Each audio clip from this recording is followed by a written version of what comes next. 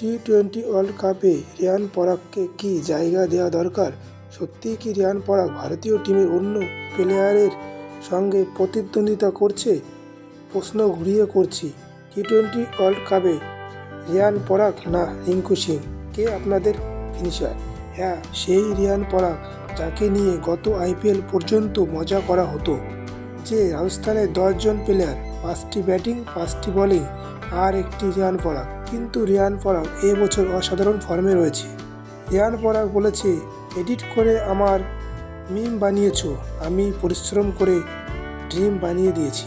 পরাগ এই আইপিএলে দ্বিতীয় প্লেয়ার যে বিরাট কোহলির পর 300 রান বানিয়েছে। কেকেআরের সামনে ব্যাট করতে এসে অসাধারণ শট নিয়েছে। প্রতিটি শটের আলাদা ক্লাস ছিল।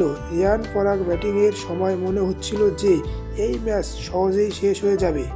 এখন রিয়ান পরাগের স্টাইল ভালো লাগছে। রিয়ান পরাগ ক্যাচ ধরে বল মাটিতে ছুঁড়ে দেয়, এখন সেটা ভালো লাগে, কিন্তু আগে সেটা হাস্যকর মনে হতো। রিয়ান পরাগ তার কর্মক্ষমতার মাধ্যমে সেটা স্টাইল বানিয়ে ফেলেছে। কেকেআরের সামনে 14 বলে 34 বানিয়েছে।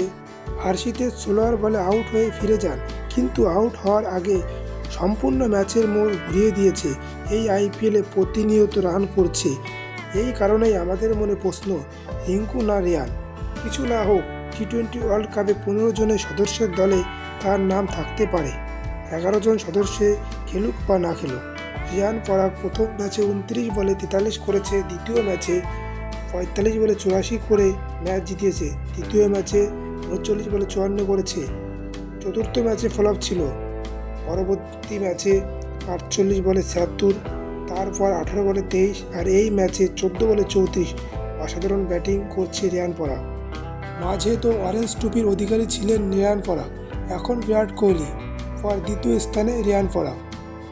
রিয়ান পরাগ এই আইপিএলের আগে 2019 থেকে 2023 পর্যন্ত একটা সাধারণ প্লেয়ার ছিল।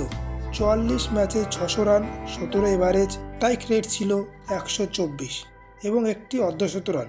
কিন্তু 2024 আইপিএলে রিয়ান পরাগ 2.0, 7 ম্যাচে 306 রান, এভারেজ 76, স্ট্রাইক রেট 160 এবং 3টি অর্ধশত রান করেছে। রিয়ান পরাগের উপর ভরসা করা যেতেই পারে। রিয়ান পরাগ একজন বোলার, একজন ফিল্ডিং।